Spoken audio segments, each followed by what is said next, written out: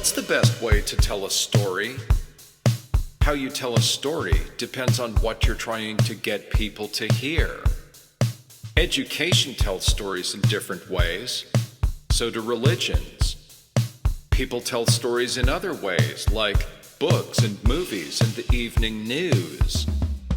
Being human on planet Earth is a story about everyone, so we need to be sure to tell it in ways everyone can hear.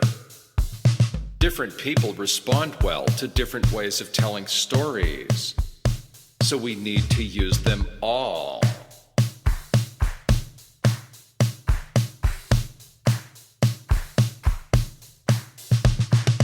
There are many different aspects to how people think, communicate, and interact with each other. Instructor training involves a lot of ways of looking at those from different angles. A good place to start is called the Principles of Learning. There are 8 of them. You can look them up on Wikipedia. Readiness. When someone is curious about something, they remember what they find out about it better than when they aren't. When you ask someone a question, it's because you're interested in the answer. That makes what they say easier to remember than when people tell you things at random. Primacy. The ideas and experience people get first are easier to remember than ideas and experience they get later. Recency. Ideas people have heard most recently are easier to remember than ideas they heard earlier. That's why it's easy to remember the first time you did something, and it's easy to remember yesterday. In between is where things get blurry. Intensity. Ideas that are presented in ways that engage your senses more are easier to learn than ones that engage them less. Why do textbooks have pictures? Reading about an idea and seeing pictures of it makes it more memorable than just reading about it.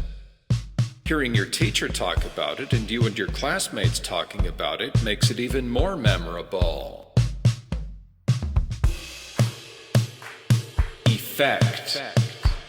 Ideas that have a powerful emotional effect on you are easier to remember than ones that don't have as much emotional effect. This is why ideas that relate to something you care about are easier to remember than ideas that don't relate to anything you care about. Exercise. Ideas that you use are easier to remember than ideas you don't use. This is why you have homework in math and music and foreign language classes to practice what you've learned. Freedom. Ideas that you want to learn are easier to remember than ideas someone tries to force you to learn. Why do you sign up for elective classes? When you can sign up for classes about things you're interested in, you already have an advantage in learning them. If you feel like you're being forced to take a class to be able to graduate, really all you're doing is memorizing the material long enough to pass the class. Requirements. Ideas are easier to learn when you have the necessary materials and prerequisite ideas. If you want to learn to play guitar, what do you need first? A guitar! And somewhere to play it. And it helps if you already know how to read music.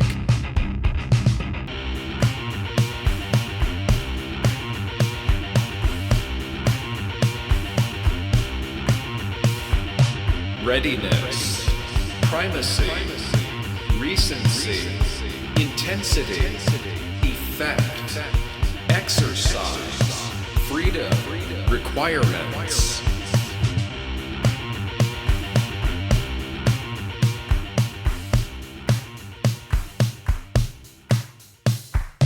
One good way to see what these mean is to compare different classes you've had and think about how your teachers used them differently. Once you see how they're used in school, you can think about ways to use them better. One easy way is to find out how the things you're learning in school can be used in real life.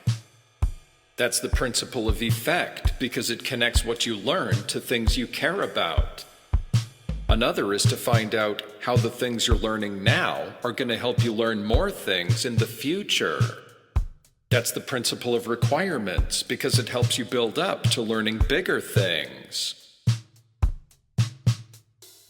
Another way to see what these mean is to compare school to church. They both tell stories. They tell their stories for different reasons, but they both have the goal of trying to make their stories believable. Teachers use these principles to make their stories memorable. So how do religious leaders use them to make their stories memorable? And how does that get in the way of people believing in scientific discoveries and historical events when they hear about them? Why do so many people argue that the Big Bang, the theory of evolution, and climate change can't be real because they're not in the Bible? Why do people still argue that slavery wasn't wrong because slavery is in the Bible?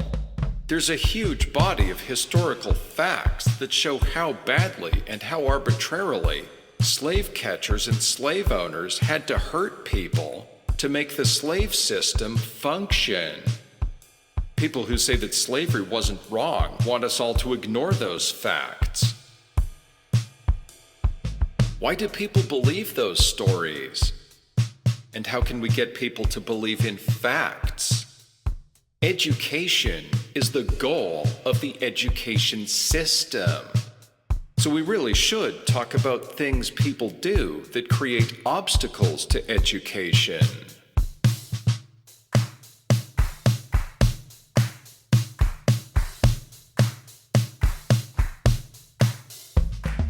What's the principle of primacy? People tend to remember best the explanation for something they hear first. When did children start hearing religious stories? And when did they start learning about science? Religious people usually feel their religions are important, so they start telling their children about religious ideas soon after they learn to talk. Let's say about age 3. Even if you don't grow up in a religious family, you find out about Christmas before you start kindergarten. How old are you by then? 5. Somebody probably tells you about Christianity around that time too. What grade are you in when you start learning about science? 3rd or 4th? So 8 or 9 years old? Anyone who wants to undermine people's belief in science has an advantage there.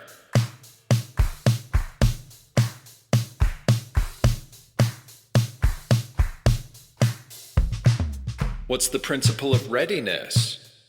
That's what teachable moments are. People tend to remember best the answers they get when they're curious about something. When do kids start asking why all the time? When they're 3 or 4. Not when they're 5 or 8 or 9.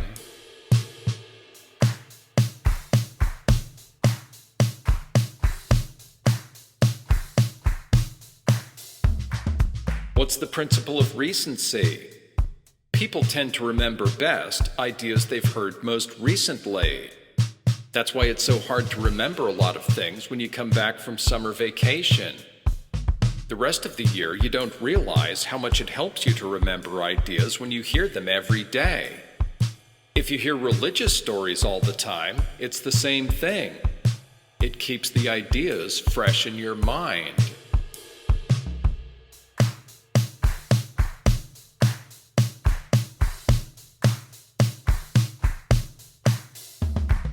What's the principle of intensity? The more sensory input accompanies an idea, the easier it is to remember. If you go to church, you put on some of your best clothes. You go to a building that's bigger and fancier than your house and has good acoustics, with a lot of other people who are wearing their best clothes, and you're surrounded by paintings and sculptures and stained glass windows when you hear the stories. You sing songs and read passages from the Bible with all those other people. You You see and hear a lot of different things in a lot of different ways that go along with the stories you hear. Your teachers decorate your classrooms with things that relate to your classes, but did they decorate them as much as a church?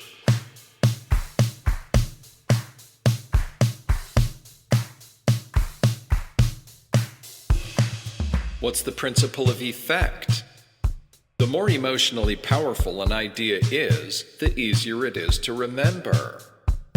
Religious stories are stories about people who do the right things being rewarded with eternal paradise in heaven, and people who do the wrong things being punished with eternal suffering in hell.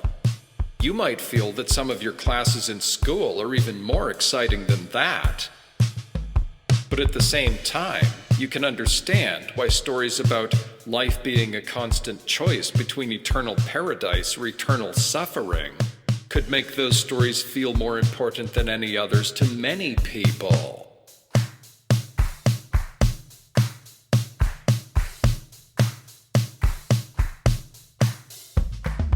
What's the principle of exercise? Using an idea helps people remember it. That's another reason you forget stuff over summer vacation. That's also why if you use some of the ideas you learn in a class outside the class, it helps you remember them. People have many reasons for feeling like they use the ideas they learned from religious stories. Making good decisions and helping other people make good decisions are a couple of obvious ones. If you feel like you always use the ideas you learned from religious stories, and you don't always use the ideas you learn in school, that makes religious stories more memorable. And if you feel that life is always a choice between eternal paradise or eternal suffering, you feel like you always use what you learn in church.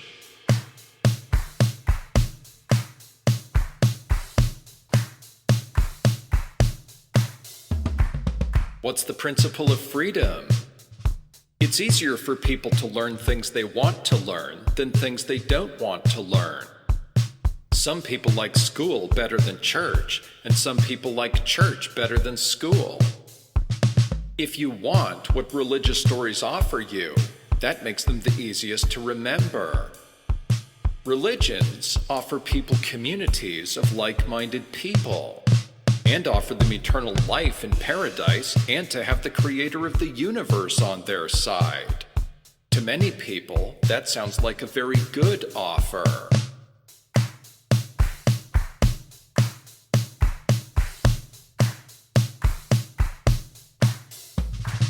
What's the principle of requirements? People learn ideas best when they have all the equipment, supplies, opportunities, and ideas that are necessary to learn the new ideas. This is why if you're out sick from school for a week, you have to catch up to be able to understand what's happening in your classes anymore. Because what you're learning this week builds up from what you learned last week. Religious stories are really good at this. If your religion says that your God is a father figure, and he makes all the most important decisions, and you want him to be happy with you, and you don't want to make him angry, those are all ideas a 3-year-old can understand. That means, as soon as children are old enough to start asking why all the time, you can explain all the main points of your religion to them. You can introduce preschoolers to some of the things you learn in school, but not all of them. When English teachers have children, they have it easy, because children who grow up hearing English learn it all by themselves. But what do chemistry teachers do when they have kids? Do they tell their 3-year-olds about molecules?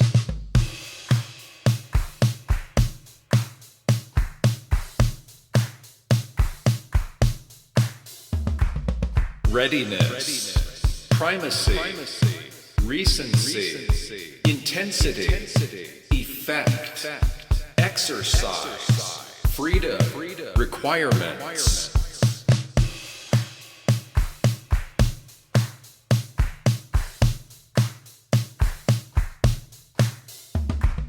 In a number of ways, and for a number of reasons, Teachers have been settling for second place when it comes to making the stories they tell in their classes memorable compared to religious stories.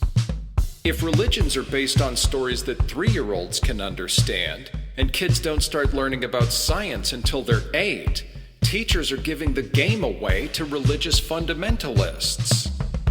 That means that telling a real story of being human on planet Earth depends on starting with concepts that 3-year-olds can understand and remember and build upon as they get older and learn more.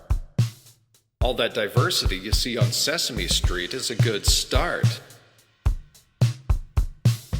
Religious fundamentalists are going to have a serious problem with the idea that we should make education feel more real to people than religion. But should we ignore an opportunity like this just because 1/3 of the people in the country feel it's wrong for the rest of us to believe that we could think of a story that's better than theirs? If all we do is talk about why people believe in different religions, we're already telling a story that's bigger than any one religion. Every bad decision adults make could have been prevented if they'd learned something better earlier in their lives. That's what education is for.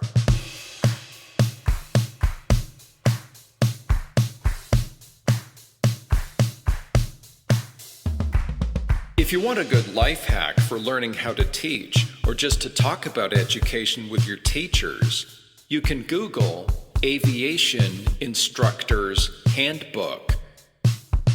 It'll give you a link to the Federal Aviation Administration's website and the free PDF of the National Training Manual for Flight Instructors. Certified flight instructors learn the same foundation in education as every other certified teacher in America. The book is 200 pages, it's written at a high school level, and it's free. The examples they use are specific to aviation, but they also describe all the concepts in general terms. Chapters 1, 9, and 10 are very specific to aviation, but you can ignore those. Chapters 2 through 8 were about general concepts of education, like the principles of learning.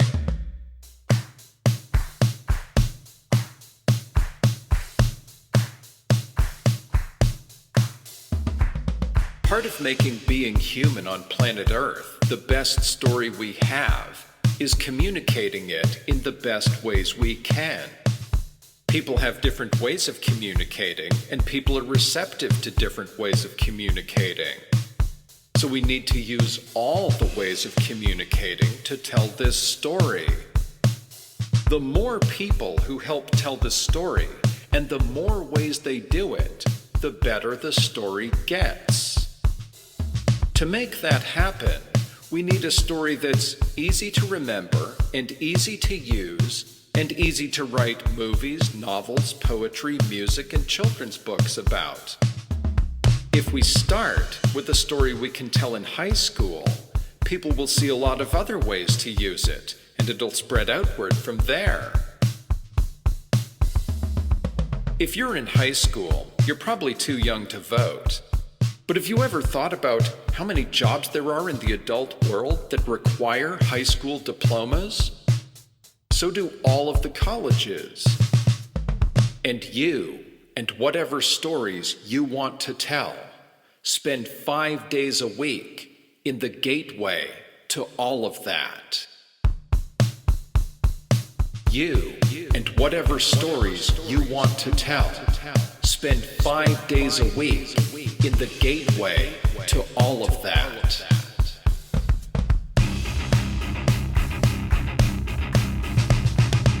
Readiness, primacy, recency, intensity, effect, exercise, freedom, requirements.